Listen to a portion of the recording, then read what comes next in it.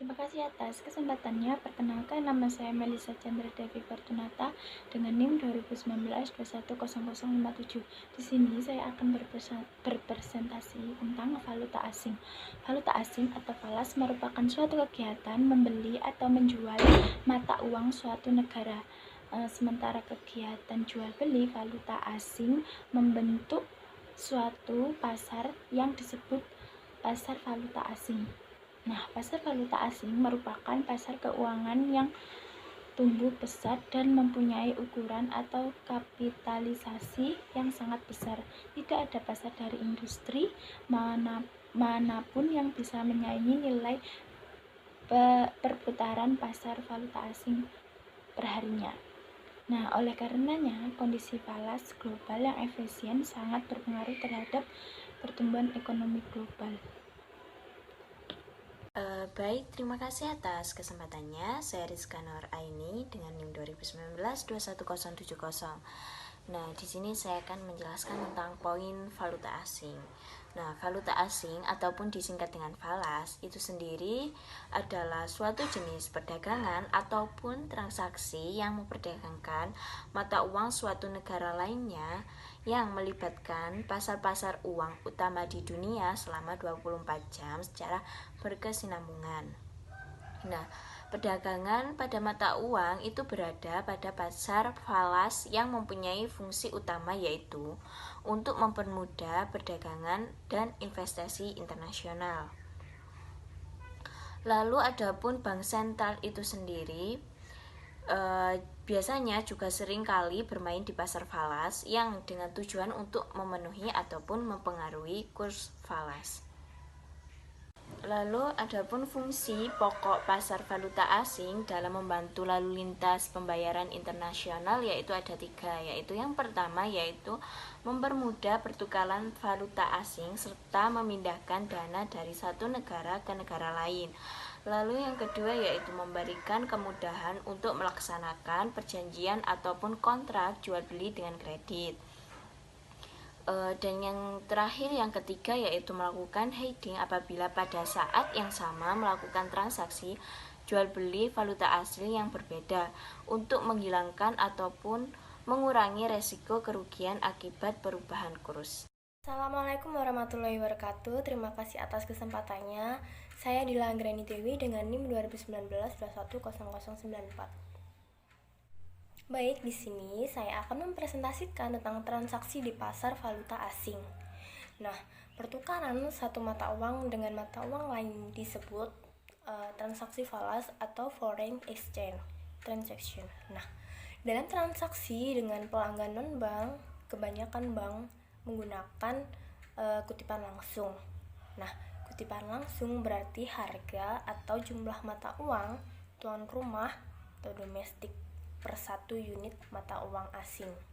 Nah, di Indonesia dengan kutipan langsung kurs mata uang rupiah dolar akan ditulis 2.500 rupiah per US dollar.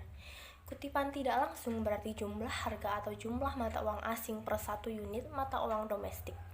Di Indonesia, kurs rupiah dolar akan ditulis dengan kutipan tidak langsung sebagai 0,004 rupiah US dollar. Kutipan langsung dan tidak langsung berkebalikan.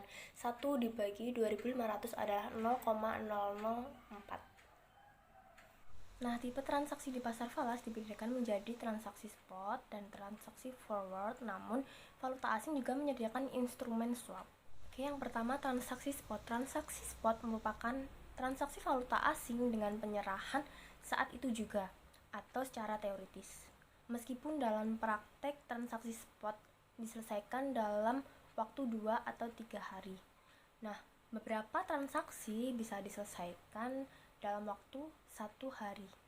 Nah, dalam transaksi spot dibedakan 3 jenis transaksi. Nah, yang pertama ada cash, di mana pembayaran satu mata uang dan pengiriman mata uang yang lain diselesaikan pada hari yang sama. Nah, yang kedua ada tom, di mana pengiriman dilakukan pada hari berikutnya. Nah, yang ketiga ada spot, di mana pengiriman diselesaikan dalam tempo 40 jam setelah perjanjian. Dalam pasar spot, kutipan bisa dituliskan secara langsung maupun tidak langsung. Kutipan langsung rupiah per US dollar di Indonesia bisa dituliskan sebagai 2.500 per US dollar. Kutipan langsung dengan demikian menuliskan harga mata uang negara domestik terhadap satu unit mata uang asing.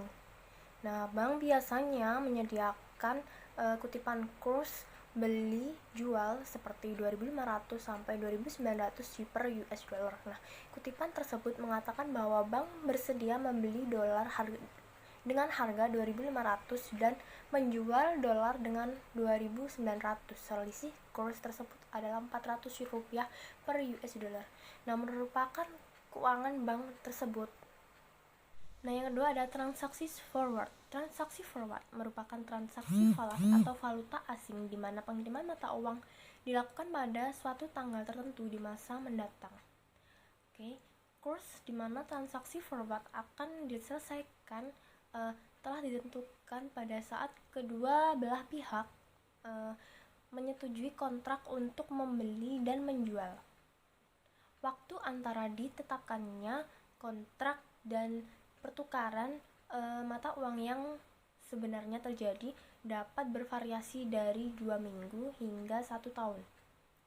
Tetapi jika jangka waktu yang lain diperlukan atau misal 4 bulan atau bahkan 55 hari, negosiasi bisa dilakukan. Nah, negosiasi juga bisa dilakukan untuk jangka waktu lebih dari 1 tahun. Nah, biasanya hanya untuk mata uang yang sering diperdagangkan, seperti pound sterling, mark Jerman, atau yen Jepang. Bank bisa memasuki pasar forward dengan posisi beli atau membeli forward atau posisi short menjual forward. Nah, sebagai contoh, bank yang membutuhkan dolar dan membayar dengan rupiah dikatakan memasuki kontrak forward dengan membeli dolar forward dengan rupiah atau menjual rupiah forward dengan dolar. Nah, biasanya transaksi forward di pasar antar bank dilakukan untuk menyeimbangkan offset atau posisi devisa neto yang berlawanan. Nah, yang timbul dari transaksi bank dengan perusahaan atau individu sebagai contoh, jika bank memiliki posisi short dalam mata uang yen dan kemudian ingin menyeimbangkan posisi tersebut, maka bank akan memasuki kontrak forward dengan posisi long pada yen. Nah, yang terakhir ada swap. Swap adalah suatu persetujuan di mana dua partisipan sepakat untuk membayar kewajiban atau menerima pendapatan dalam periode tertentu. Nah, swap diklasifikasikan berdasarkan karakteristik pembayarannya. Nah, pada umumnya swap menawarkan dua layanan produk, antara lain ada interest rate swap dan currency swap. Nah, interest rate swap adalah pertukaran antara dua partisipan melakukan transaksi, membayar kewajiban atau menerima pendapatan dalam satu kurs mata uang yang sama. Misalnya, salah satu partisipan akan memberikan kewajibannya dengan fixed rate bunga tetap dan partisipan lain akan dibebankan dengan floating rate atau bunga mengambang. Nah, salah satu partisipan bisa membayar kewajiban berdasarkan tingkat bunga tahunan dan partisipan lain berdasarkan kesepakatan seperti itu. Dan selanjutnya ada currency swap, adalah pertukaran transaksi antara dua partisipan di mana yang bersangkutan melakukan pembayaran atau penerimaan dengan menggunakan dua jenis kurs mata uang yang berbeda secara simultan. Nah, standar pasar berlaku sesuai tingkat suku bunga tetap atau fixed rate untuk jangka waktu tertentu, dan tingkat bunga floating rate diperhitungkan sekali 6 bulan dalam US dollar. Baik, sekian presentasi dari saya, kurang lebihnya saya mohon maaf. Presentasi selanjutnya akan dilanjutkan oleh rekan saya. Terima kasih. Wassalamualaikum warahmatullahi wabarakatuh. Terima kasih atas kesempatannya. Nama saya Vincenzo Calvin Riyandi dengan NIM 2019-10111. Ya, saya di sini akan melanjutkan presentasi dari rekan saya. Jenis-jenis exposure. Yang pertama, exposure transaksi.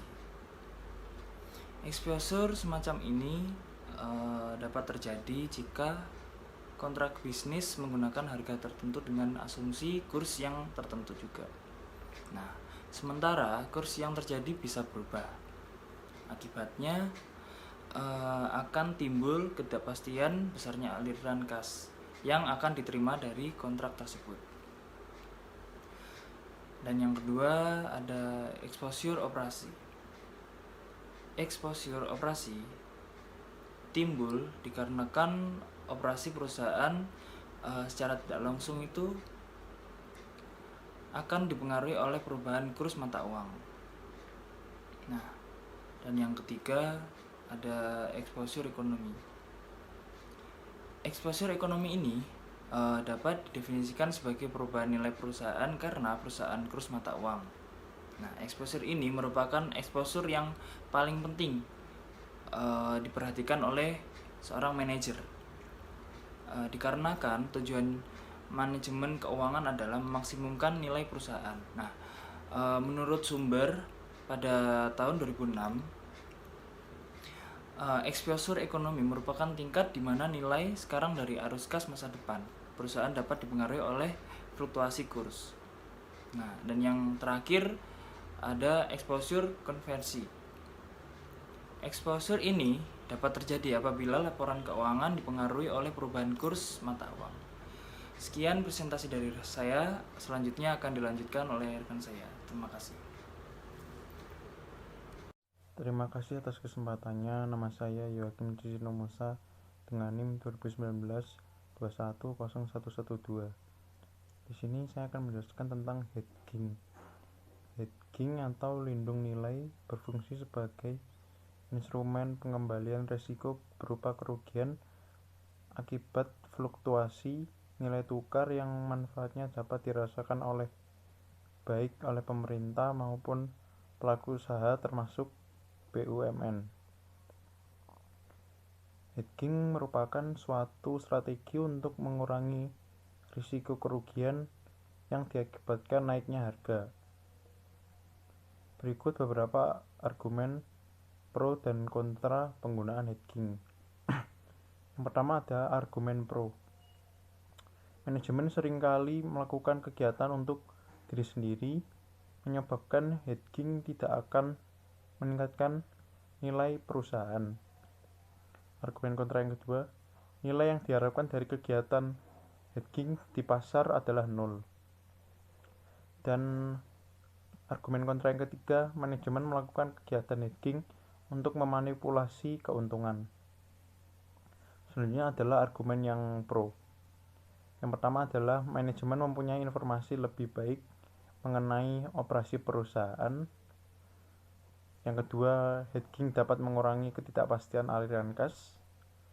Dan yang ketiga, perencanaan aliran kas yang baik bisa menurunkan kemungkinan likuiditas. Sekian presentasi dari saya. Selanjutnya akan dilanjutkan oleh rekan saya. Terima kasih. Terima kasih atas kesempatannya. Perkenalkan, nama saya Kiki Yuni Agresa, NIM 2019-210129. Di sini saya akan melanjutkan presentasi dari rekan saya. Di sini saya akan menjelaskan tentang teknik-teknik hedging.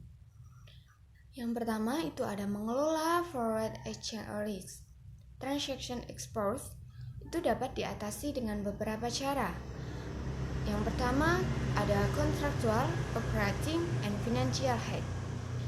Contractual hedge ini meliputi kontrak forward, future, and option.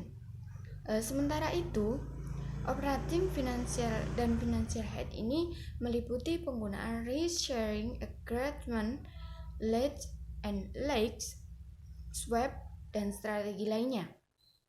Yang kedua ada forward hedge. Cara yang paling sederhana dalam menghilangkan transaction exposure adalah dengan melakukan forward hedge. Forward hedge ini memungkinkan perusahaan untuk mematok nilai falas untuk masa depan yang sudah ditentukan sejak hari ini. Kontrak forward pada umumnya itu dilakukan dengan pihak bank sebagai counterparty. Selanjutnya ada futures hedge, yaitu konsep dalam forward and futures hedge ini pada dasarnya itu sama. Yang berbeda adalah mekanismenya. Jika forward maka counterparty adalah bank, maka dalam futures ada perantara yaitu clearing exchange. Kelemahan dari metode ini adalah penggunaan market, sehingga dalam pergerakan harian itu bisa tercipta gain atau loss. Dan jika margin tidak cukup kuat, maka itu bisa terkena call margin. Yang selanjutnya ada money market hedge. Hedging ini di pasar uang, yakni aktivitas lindung nilai untuk utang maupun piutang di masa depan dengan cara mengambil posisi di pasar uang. Yang terakhir ada currency option hedge. Hedging ini menggunakan option, yaitu dengan menggunakan hak beli atau hak jual sejumlah mata uang asing pada tingkat harga tertentu untuk melakukan lindung nilai. Hedging ini option memungkinkan perusahaan untuk melindungi risiko pergerakan mata uang asing yang tidak diharapkan. Juga memungkinkan untuk perusahaan menangguh utang. Sekian presentasi dari saya. Sekian, terima kasih.